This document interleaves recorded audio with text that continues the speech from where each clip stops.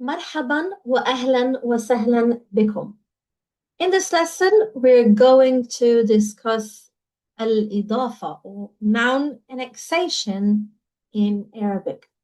It's really important that you know how to construct Idāfah to avoid common mistakes that most students make in modern standard Arabic. هل أنتم جاهزون? Are you ready? هيا بنا, let's begin.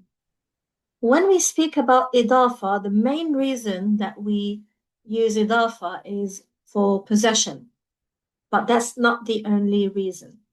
So reason one, why do we use Idāfah? It's whose, or to denote possession. So first we're going to have a noun, like over here, kitab, a book, and then we're going to have the possessor or possessive pronoun.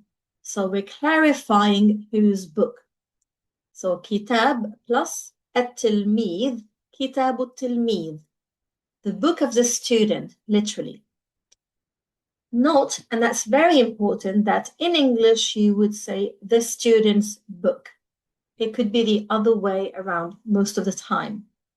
But in Arabic, we always start with the first noun, the main noun, which is kitab, and then we're going to clarify whose book or any other information. So we always start with the main noun in question and then any additional information, such as possession. Even if that's a pronoun, an attached pronoun suffix, like over here, kitabi. In English, you would say my book. So my comes before book, but in Arabic, pay attention, it's going to come attached to the noun as a pronoun, which is the ya over here, or the e sound, kitabi.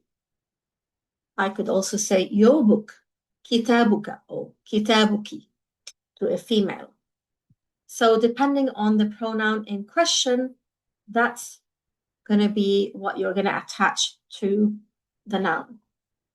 So always start with the main noun, and then you add the possessive noun or pronoun after.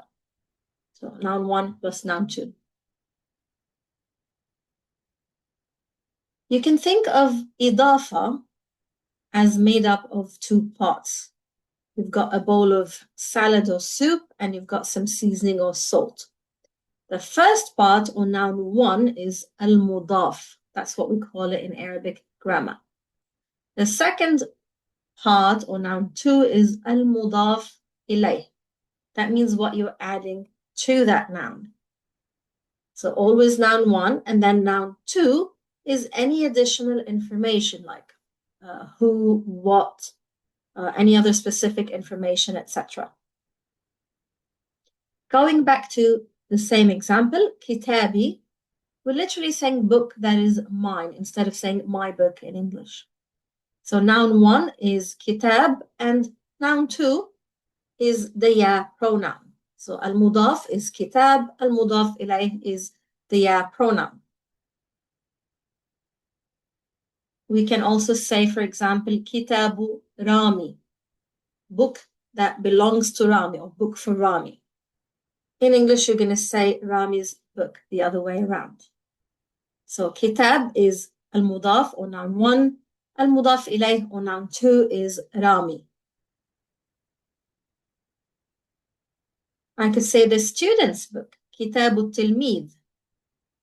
So noun one going to be kitab, and noun two going to be at-tilmīd. Typically, the first noun, when it comes to the case endings, that obviously depends where it is in the sentence, if it's going to be a dhamma, fatha, kasra. However, the second noun will always be in the genitive case. That means it's going to take a kasra. This example is important. Kitabu tilmīdin. So a book for a student, or a student's book. So tilmīd over here is indefinite. So it's not a specific student's book. It's not the student's book. It's a student's book. So in that case, the noun over here is going to take double kasra because it's indefinite. Obviously, no alif lam in that case. because it's indefinite. So most of the time, the second noun will take alif lam, like in the case of كتاب التلميذ, the student's book. But when we're implying that we're referring to an indefinite thing, like a student's book, then we're going to say كتاب التلميذ. That's very important to note. Also, Idāfah can be used to clarify not just whose possession, also, for example, what kind or what. So noun plus what instead of noun plus whose. So, for example, it could clarify from or of, for example, made of something. So if I say خاتم ذهب, khatam is ring, dhahab is gold. In English, you're going to say a golden ring. But in Arabic, it's a ring of gold. خاتم ذهب. So the first one over here is dhamma because now we don't have any specific case ending. So depending where it's going to be in the sentence, that's the default case ending. The second one always going to take the kasra. Now, had I said khatamu al-dhahab, that means the golden ring. For example, if I say هذا هو خاتم الذهب. That means here is the ring of gold or the golden ring. So that's different. That means I'm referring to a specific, definite ring. So in that case, we have a definite article, the alif lam, and obviously we're going to have a kasra over here.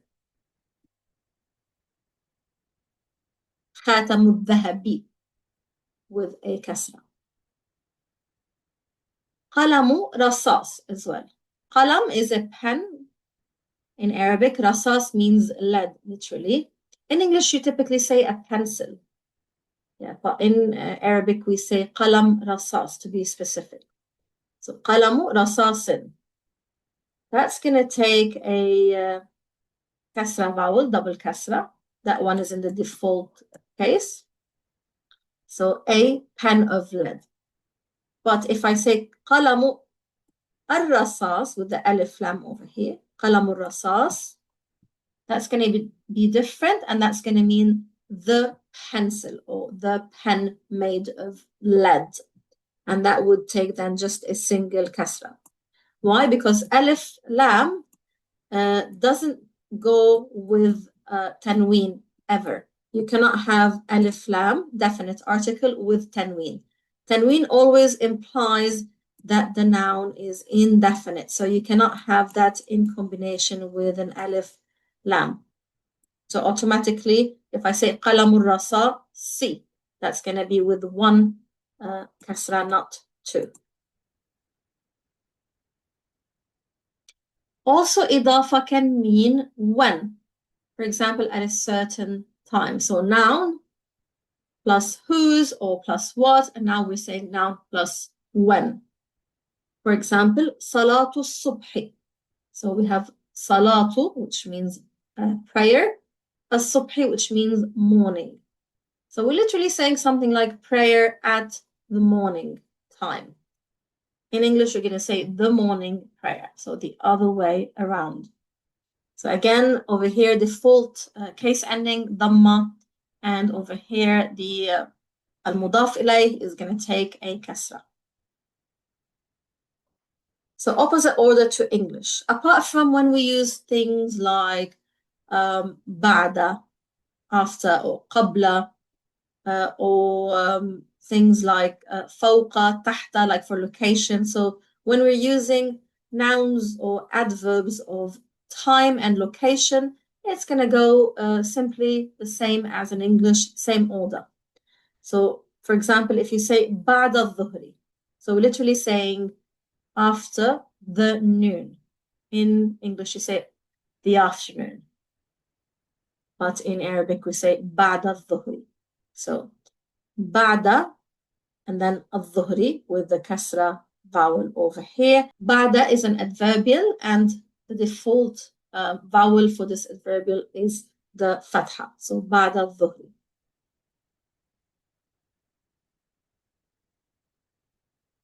Also, when we're describing where to denote location, so we can have noun 1 plus noun 2, which can mean whose, or which can mean what, or which can mean when. Also, we can use where. So noun 1 plus noun 2, which is where. So if I say تحت الطاولة, under the table. تحت is an adverb of location, so it always takes a fatha vowel as the default case ending. الطاولة gonna have the kasra vowel because it's المضاف إليه, noun 2. So noun 1 always gonna be in whatever case ending it has to be in, depending where it is in the sentence, or in this case, because it's an adverbial, it has a default case ending, the fatha. Same order as in English when we're using adverbs of time and location. So if I say فوق الطاولة أو تحت الطاولة, going to be the same order. So فوق means above, فوق, تحت means under, obviously same order. فوق الطاولة تحت الطاولة. I'm not going to reverse that, so pay attention to this. Also, we use Idāfah in the following order. So general always followed by specific. So we define or specify or give additional information. So always a general comes before the specific. If I say يوم السبت, the day of Saturday, literally. يوم is first, which means day, and then we're specifying which or what day, السبت. يوم السبت. If I say شهر رمضان, شهر is month, and then we're specifying which month, Ramadan. So شهر رمضان. We're not going to say Ramadan شهر or السبت يوم. That wouldn't make sense. So always start with the general and then the specific.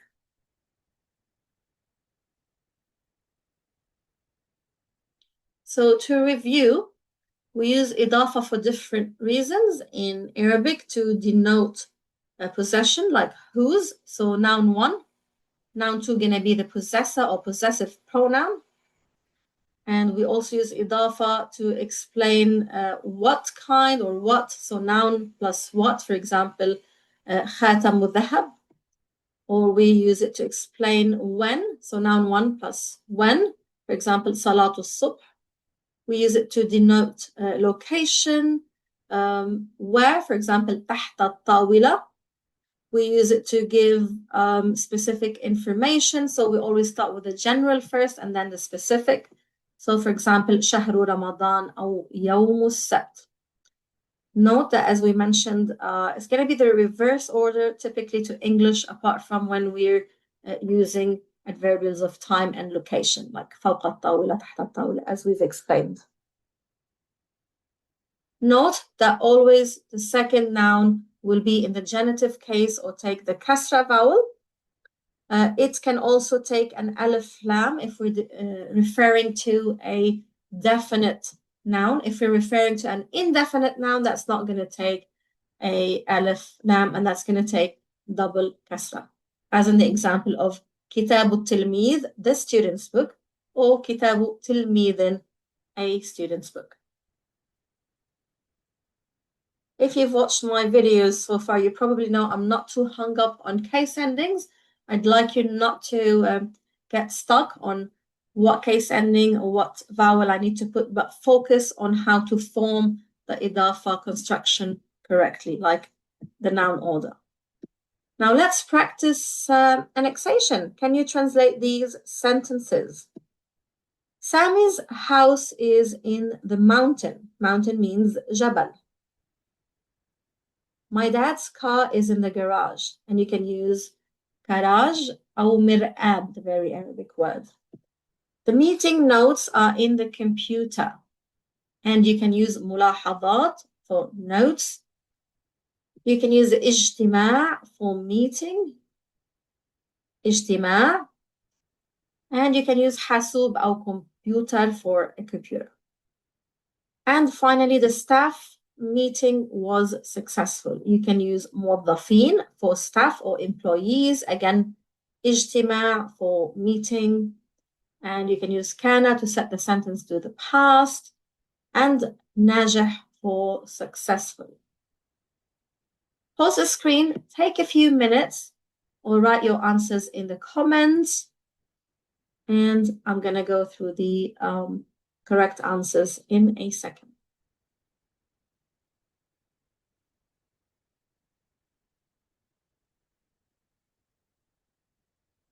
الإجابات answers. بيت سامي في الجبل. So we're going to start with noun 1, which is بيت, and then whose house is it? Sami's house. So بيت plus Sami. So we're literally saying house that belongs to Sami. في الجبل is in the mountain. My dad's car is in the garage. So we're going to start first with the main noun that we're speaking about, which is the car, which is سيارة. And then we're going to add whose car it is. So first noun and then possession or possessor. سيارة أبي في الكراج. Or we can use في المرآة. If you've got that correct so far, amazing job. The meeting's notes. So we're going to literally say the notes for the meeting. Remember, we might need to reverse the order. So we're going to start with ملاحظات plus ملاحظات belonging to what? Belonging to the meeting in this case. So ملاحظات الاجتماع في الحاسوب أو في الكمبيوتر. So we start with ملاحظات and then الاجتماع. The staff meeting was successful. Now we have to think of it as the meeting for the staff or belonging to the staff. So we're going to say كان for the past tense to set the sentence to the past. اجتماع and then whose الموظفين and then ناجحا successful. So كان اجتماع الموظفين ناجحا. كان اجتماع الموظفين ناجحا. You can obviously say اجتماع الموظفين كان ناجحا as well. That's the same meaning.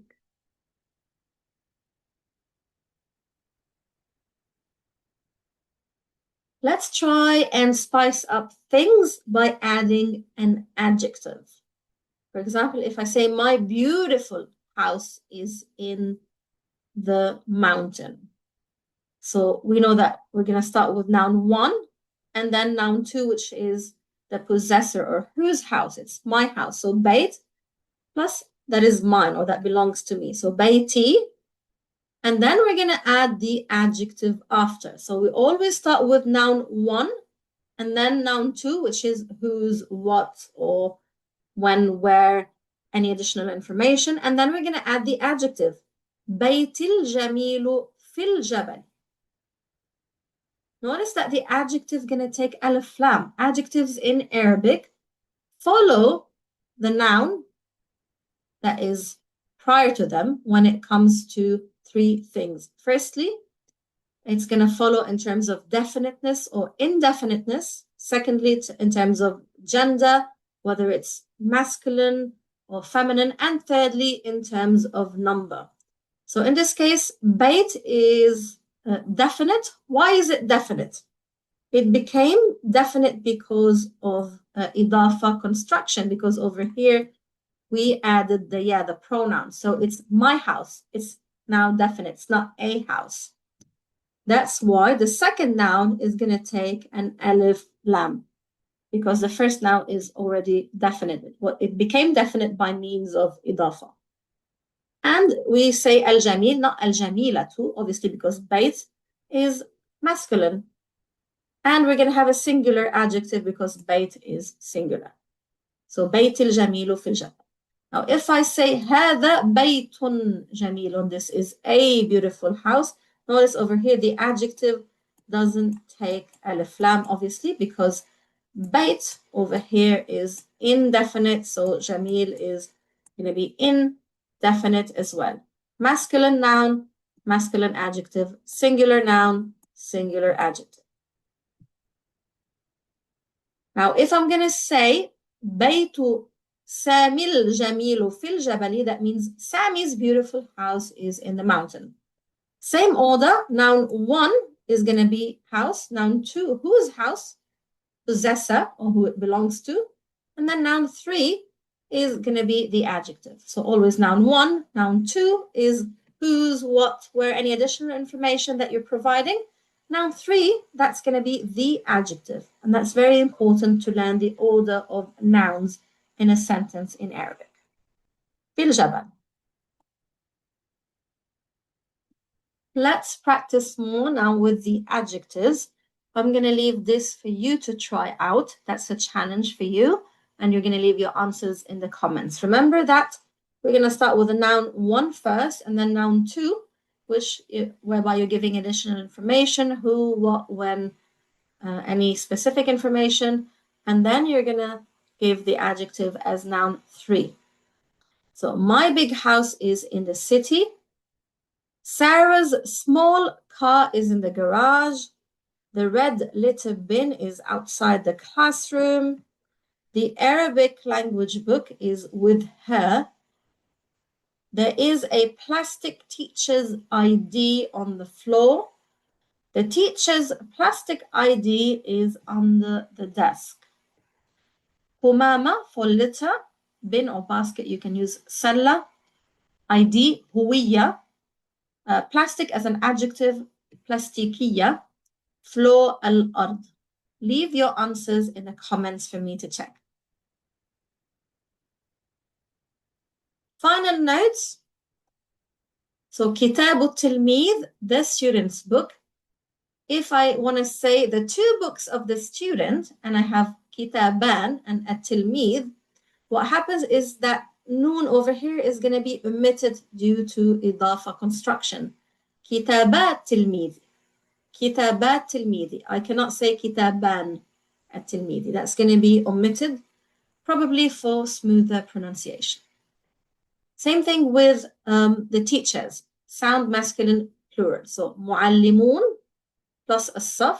The teachers of the class going to be muallimu saf. So we're going to omit that noon. Muallimu safi. So the noon letter is removed if there is dual or sound masculine plural nouns. Hope you found the lesson helpful. Don't forget to do the challenge and do let me know what you thought of the video. I really appreciate all your comments and support. شكرا وإلى اللقاء في أمان الله وحفظه ورعايته.